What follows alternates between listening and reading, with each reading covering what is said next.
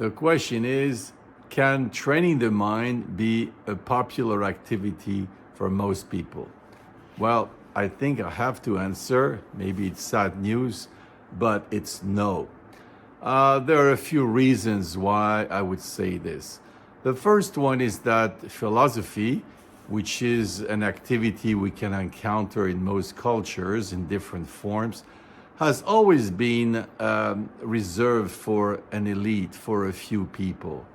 Now, not just because it was determined as such beforehand, but simply because most people are not interested into thinking in a deeper way, in a more abstract level, in more general terms.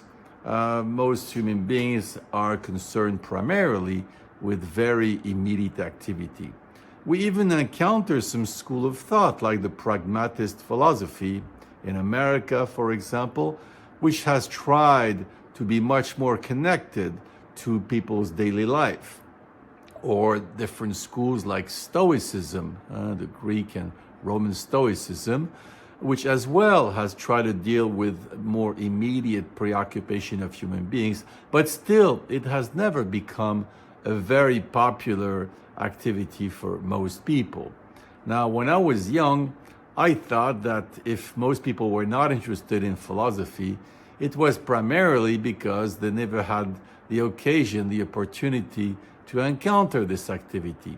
So for many years, I tried to make it more popular, to make it simpler, to make it more available. Now, indeed, some people got interested in it, but in general, it has remained interesting for a very small minority of people. On a more practical aspect, I would like to tell something that I noticed in my own activity. Every summer, we organize a one-week seminar since many years for 1 week in English, where people come from different countries and come and practice. And for 7 days, all day long, there's all kind of thinking activities. Now, people that come, well, of course, they're already motivated, but generally they're very interested and they're excited and they're very happy to be involved in this activity and to free themselves from what they usually do and just do thinking work. And they have the impression, indeed, that there's some progress in their thinking and there's something very pleasant about this thinking activity. But I notice all the time, most of the time, that people say that when they go home for a couple of weeks, they still try to maintain the level of thinking and the activity and take some time for thinking. But they notice that after a couple of weeks in general, they tend to give up, right? They go back to the routine, to the little pleasures of life, to all their habits that do not allow them, quote unquote, to be involved in some thinking activity, and they have a hard time to maintain this thinking activity, to get engaged in thinking activity, in taking time for thinking activity. In general, what we recommend to people that want to do thinking work is to take at least half hour per day, just a half hour per day, and just do some exercise, some reading and writing, do something, and we can help them, give them tasks. But most people have a hard time doing this half hour per day. Now, on a comparative level, people do take, it's still not a majority, it's still a minority, but it's still an indicator. People will take a half hour per day to do some physical exercise or to do some meditation.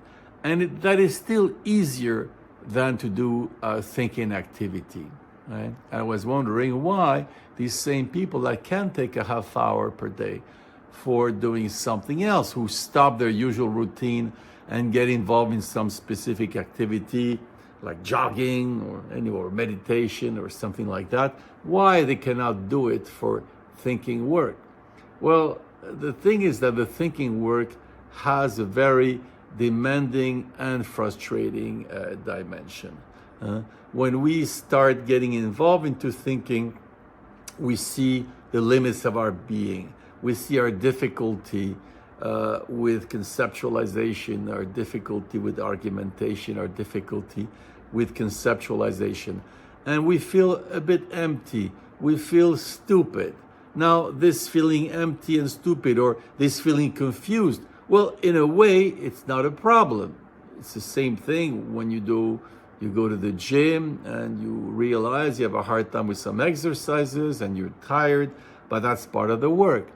But visibly, when it comes to the mind, when it comes to our thinking capacity, we feel more threatened when we have difficulty.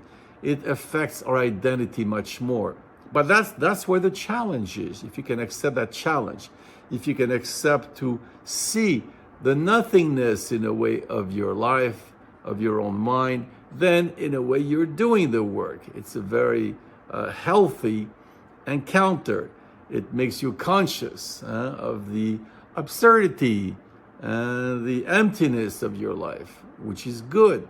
And as a condition, you discover your own ignorance, your own difficulty, and that's a condition for growing up, for developing thinking, for facing yourself, from knowing yourself. But it's much more challenging from the standpoint of identity. It is more frustrated. So one way we do this is by organizing seminars online, by organizing workshops, or by having private tutoring. And then indeed, people can manage a little bit more, a bit like in Alcoholics Anonymous, where you have your sponsor that helps you, or you have weekly meetings where it encourages you to do the activity. So indeed, one way to do it is to accept, to be supported, to join some collective activity where it can be done. But that's a commitment, which again is a problem for many people, because it is difficult.